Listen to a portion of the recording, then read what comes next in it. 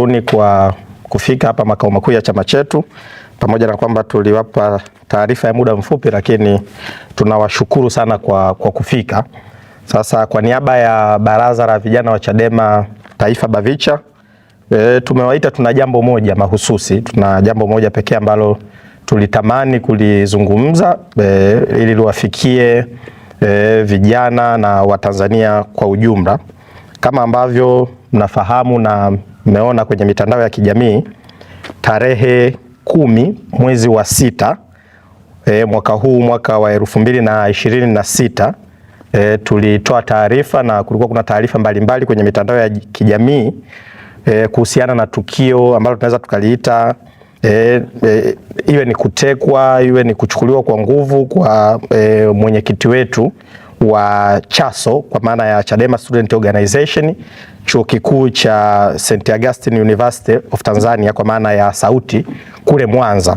Sasa tulitoa taarifa hiyo kwa sababu hakukuwa na taarifa rasmi za kwamba waliokwenda kumchukua hasa walikuwa ni wakina nani.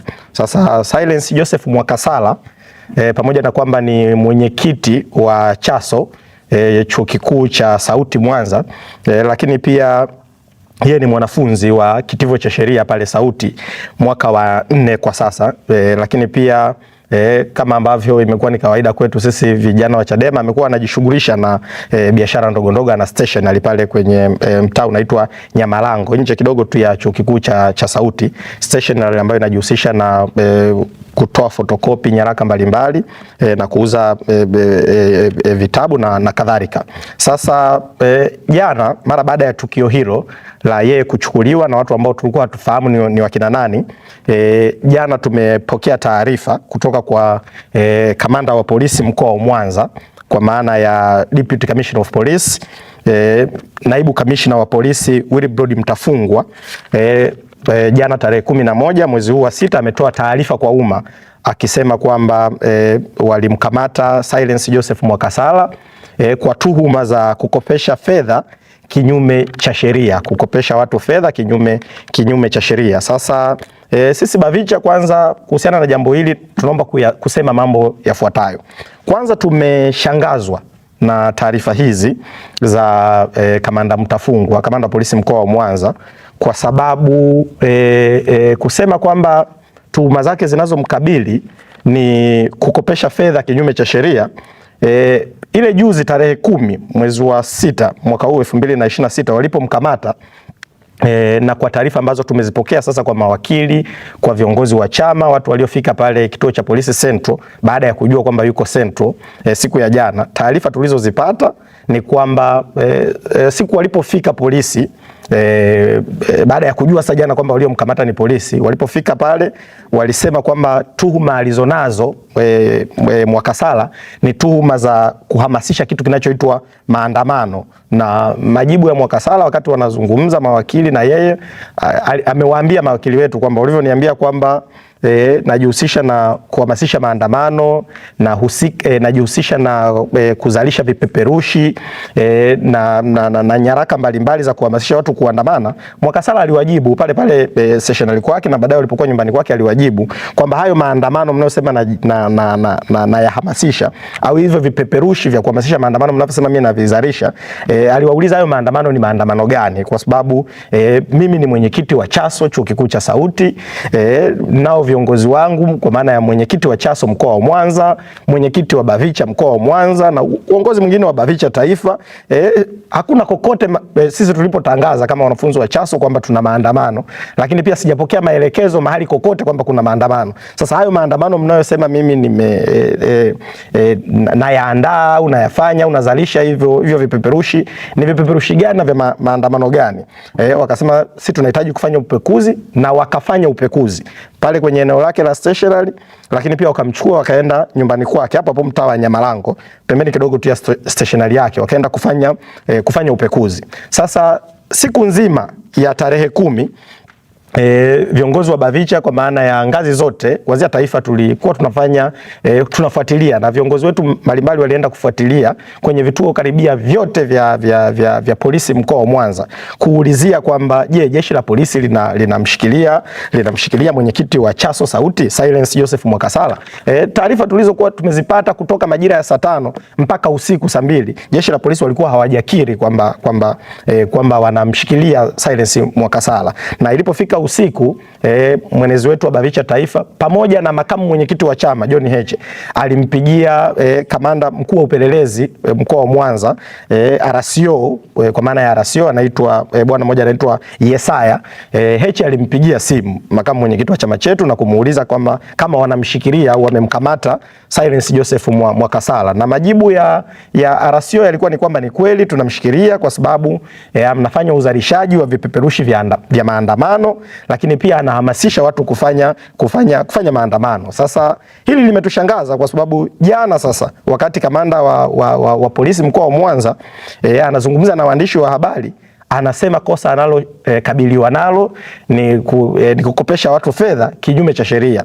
Na kwenye taifa letu huu umekuwa ni utamaduni wa kawaida sana. Sio jambo la ajabu kwenye taifa letu ukashangaa mtu anakamatwa kwa kosa la wizi wa kuku, lakini akifika polisi utashangaa anahojiwa kwa kosa la ubakaji, lakini kesho kutwa akipelekwa mahakamani sio jambo la ajabu kusikia mtu huyo amefikishwa mahakamani kwa makosa ya mauaji. Sasa mambo kama haya ni mambo ambayo yanaliondolea kabisa jeshi la polisi imani kwa Tanzania, yanaongeza sintofahamu na yanaongeza chuki kwa kiwango kikubwa. Kwa na sisi BAVICHA hatutashangaa, tunaamini kabisa kwamba kesho na kesho kutwa Mwakasala anaweza akafikishwa mahakamani, pamoja na kwamba alikamatwa kwa kosa wanalosema anasambaza vipeperushi vya maandamano, amekamatwa kwa kosa la kuhamasisha maandamano, lakini amefika polisi na afande Mtafungwa anasema kwamba yeye wamemhoji kwa kosa la kukopesha kinyume cha sheria. Hatutashangaa kama Silence atafikishwa mahakamani kwa kosa aidha la utakatishaji fedha au kosa la ubakaji. Sasa mambo kama hayo yanaliondolea hadhi kwa kiwango kikubwa sana jeshi la polisi. Na kitu kingine cha ajabu ambacho tumekishangaa muda huu, ile tarehe 10 mwezi wa 6 walipomkamata Silence, walifanya upekuzi kwenye stationari yake, lakini pia walifanya upekuzi nyumbani kwake. Ndio maana jana wakati kamanda Mtafungwa anatoa taarifa kwa umma alisema kwamba wamemkuta na vyeti vya wanafunzi, vyeti vya form 4, matokeo ya form 4, vyeti vya form 6, lakini pia na ATM kadi za watu. Maana yake walifanya upekuzi, na sisi tunazo taarifa kwamba walifanya upekuzi stationary kwake, lakini pia wakaenda nyumbani kwake kufanya upekuzi. Sasa muda huu ninapozungumza na nyewe waandishi wa habari, dakika chache zilizopita mchana huu kule Mwanza, jeshi la polisi pia mkoa wa Mwanza wamerudi tena nyumbani kwa Silence Mwakasala na kufanya upekuzi kwa mara nyingine. Tarehe 10 umemkamata mtuhumiwa, umefanya upekuzi ofisini kwake, umekamata vyeti, umeenda nyumbani umefanya upekuzi, unasema umekamata vyeti, alafu leo tena umerudi kwa mara ya pili. Sasa hizi sio kanuni za upelelezi, na sisi tunajua kwa nini wamefanya hivyo. Kitendo hicho kisheria tunaweza tukakisema ni kama umeutanguliza mbele, halafu farasi yuko nyuma, unategemea kwamba huyo farasi atauvuta huu mkokoteni kwenda mbele. Huwezi ukafanya upekuzi leo, na wanajua wao kwamba hawajafuata taratibu za kufanya search, wamemsainisha nyaraka za vitu ambavyo wamemsainisha nyaraka za ukamataji wa mali ambazo wao wanajua hawajafuata taratibu zozote, kwa sababu hakuna chochote ambacho ni kidhibiti cha kosa lolote ambalo wamemkamata nacho Silence Mwakasala. Sasa walivyoona hili jambo limekuwa lina kelele nyingi huku duniani, wameona waanze warekebishe upelelezi wao. Sasa haya mambo mengine ya mahakamani tutazungumza baadaye na tutakutana nao mahakamani. Sasa sisi BAVICHA tunaamini nini katika tuhuma hizi zinazomkabili Silence Mwakasala na hichi kitendo cha yeye kwenda kukamatwa na jeshi la polisi? Kwanza sisi tunachokiamini ni kwamba hizi ni tuhuma ambazo zimeandaliwa na vijana wa UVCCM, vijana wa UVCCM chuo kikuu cha Sauti, na vijana wa UVCCM kwa maana ya jumuiya ya vijana wa Chama cha Mapinduzi mkoa wa Mwanza, kwa sababu kwa siku za karibuni vijana wa Chaso wamekuwa wanajenga hoja na chama chetu kimehuisha kwa kweli siasa za wanafunzi wa vyuo vikuu. Sasa wenzetu bahati mbaya hawajui kwamba hoja huwa inajibiwa na hoja iliyo bora zaidi. Vijana wa CCM ndio waliolipa jeshi la polisi mkoa wa Mwanza hizi zinazoitwa tuhuma na tuhuma ambazo kwa kweli sisi tunaamini ni tuhuma za uongo, na ni tuhuma za uongo kwa sababu ukisema kwamba anakopesha hata tukiashumu kama ni kweli anakopesha, sisi tunaamini hayo masuala ya kwamba wao wanasema anakopesha kinyume cha sheria ni mambo ambayo tutaenda kushughulika nayo mahakamani. Lakini hata kama tukijaribu kuamini kwamba ni kweli alikuwa anakopesha, ni lazima tujiulize alikuwa anamkopesha nani? Je, ana mikataba ya kukopesha au watu walioenda kukopeshwa na Cyrus wana makubaliano yoyote? Kunao mkataba wa kuthibitisha kweli alikuwa anawakopesha? Na je, kwa nini mkae na huyu kijana masaa 8 bila kumpa haki yake ya msingi, bila kumwambia awape taarifa ndugu zake, awape taarifa mawakili zake, awape taarifa viongozi wengine? Kwa nini mmekaa naye huko gizani? Hatujui mnafanya naye nini. Kwa nini mlipofika pale hamjajitambulisha? Nyie ni wakina nani? Mnatokea wapi? Na mpe mtu haki zake za msingi. Sasa ukisema amekopeshwa, hao waliokopeshwa ni wakina nani? Je, wao ndio waliokuja kulalamika polisi kwamba huyu mtu aidha ametuibia vyeti vyetu, anatukopesha mikopo kwa kinyume cha taratibu? Je, hayo yote kwa nini hamjayasema? Na sisi tunafahamu, na nitumie pia fursa hii kuwaelekeza viongozi wa Chaso mkoa wa Mwanza kwamba tunafahamu tuhuma hizi ni tuhuma za kisiasa kwa ajili ya kumrudisha nyuma mwenyekiti wa Chadema Student Organization mkoa wa Mwanza. Sasa tutumie fursa hii kuwaelekeza, na tumeshawaelekeza tayari viongozi wa Chaso mkoa wa Mwanza, lakini viongozi wa Bavicha. Tumefanya utafiti, tunawafahamu kama jambo hili ni kosa. Wanaofanya biashara hiyo ya kukopesha watu fedha wanajulikana. Wanafunzi wa chuo kikuu cha Sauti wanawajua wanaofanya biashara hizi, sio Silence Mwakasala. Hilo la Mwakasala tutamalizana nalo mahakamani. Tunawaelekeza viongozi wa Chaso mkoa wa Mwanza na viongozi wa Bavicha mkoa wa Mwanza wampelekea RPC, kamanda wa polisi mkoa wa Mwanza, majina na watu wanaofanya biashara za jambo hili mkoa wa Mwanza, kama kweli wanaamini jambo hilo ni kosa, kwa sababu wanafahamika na wengi wao ni vijana wa UVCCM ndio wanaofanya hizi biashara. Kwa hiyo wao wanatumia tekniki hii ya kutaka kumnyamazisha mwenyekiti wa Chadema Student Organization mkoa wa Mwanza. Lakini pia kama umekuta vyeti vya wanafunzi viko mahali, kama kweli hivyo vyeti kweli ni vyeti vya wanafunzi, kwa sababu jambo la kuthibitisha kama kweli hivyo vyenyewe vinavyoitwa vyeti walimkuta navyo Mwakasala ni jambo ambalo tutaenda kulithibitisha mahakamani. Lakini pia ili tuamini kweli hivyo vyeti vilikutwa na Mwakasala, isije kama polisi wao ndio walienda na hivyo vyeti kwa Mwakasala, kwa sababu kama umetuambia kosa lake ni kuhamasisha maandamano, leo unasema anafanya biashara kinyume cha sheria na hilo kosa la maandamano umeliacha tayari, maana yake inatujengea mazingira tuamini pengine jeshi la polisi walienda na hivyo vyeti huko kwa Mwakasala na kumwekea na kuvichukua kuonekanika kama wao walivikuta vyeti kwa Mwakasala. Sasa ziko taratibu za kudili na wanafunzi, na nichukue pia fursa hii kumwambia kamanda wa polisi mkoa wa Mwanza, kwa sababu yeye kwanza tu kwa umri ni mzazi, jambo lolote linalohusiana na wanafunzi na lipo kwenye mazingira ya chuo, kule vioni kuna mtu anaitwa Dean of Students, mshauri wa wanafunzi, huyo ndo mlezi wa wanafunzi.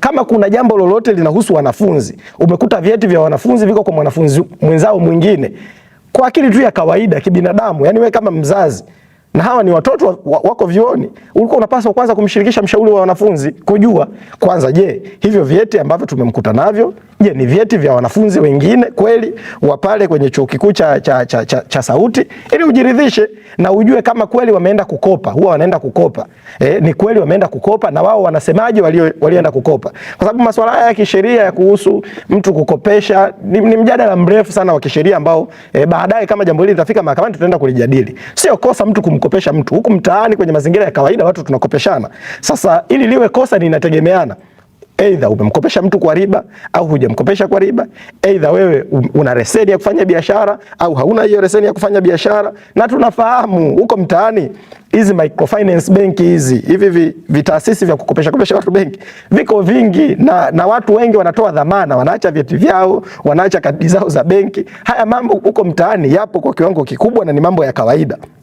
Ndio maana sisi wito wetu kila siku kwamba tatizo la msingi linalopaswa kutatuliwa kwenye taifa hili ni umaskini wa watu, ni ugumu wa maisha. Lakini mkijidanganya mkaanza kuhangaika na vitu vidogo vidogo na haya mambo madogo madogo, mtaumiza watu wengi sana huko, kwa sababu sisi tunafahamu na hilo linafahamika.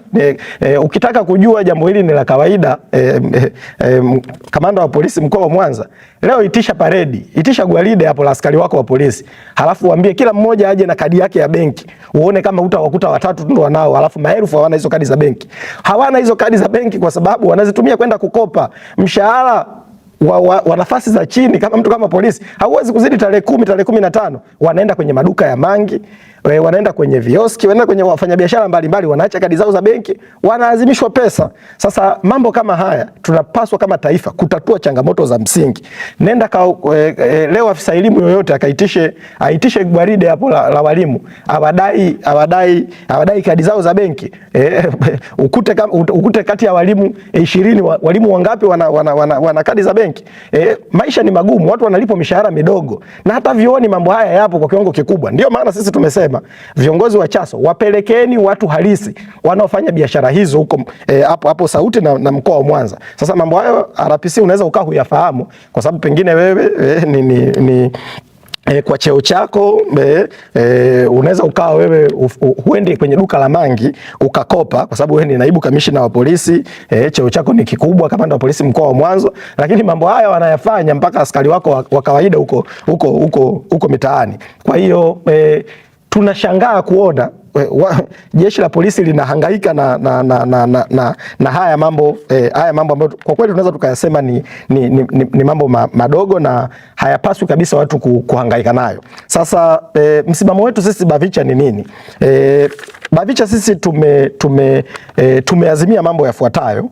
Kwanza, tutampa uwakilishi wa kisheria kama ambavyo tumeshafanya hivyo.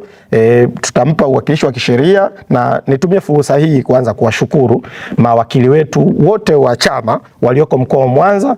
Toka siku ambayo tumepata taarifa Silence Mwakasala amekamatwa na jeshi la polisi kwa kulifuatilia swala hili la Silence kwenye vituo mbalimbali vya polisi. Kwa hiyo nichukue fursa hii kuwaambia vijana wa Chaso na vijana wa Bavicha kwamba mara zote sisi tutasimama kwenye kosa lolote, kwenye tuhuma yoyote ambayo tunaamini tuhuma hiyo itakuwa ni ya uongo, ya kuturudisha vijana nyuma katika mapambano yetu ya kudai uhuru, haki na demokrasia ya kweli kwenye taifa letu. Kwa hiyo nichukue fursa hii kuwashukuru mawakili wetu walioko kule mkoa wa Mwanza, lakini kipekee pia niwashukuru mtandao wa watetezi wa haki za binadamu Tanzania, kwa maana ya Tanzania Human Rights Defenders Coalition, kwa kumtuma wakili wao ambaye ni advocate Jestri Kadaraja kule Mwanza, ambaye ameshiriki muda wote kuhakikisha anampa uwakilishi wa kisheria mwenyekiti wa Chaso Silence Mwakasala. Kwa hiyo tunawashukuru sana ndugu zetu wa THRDC kwa ushirikiano wao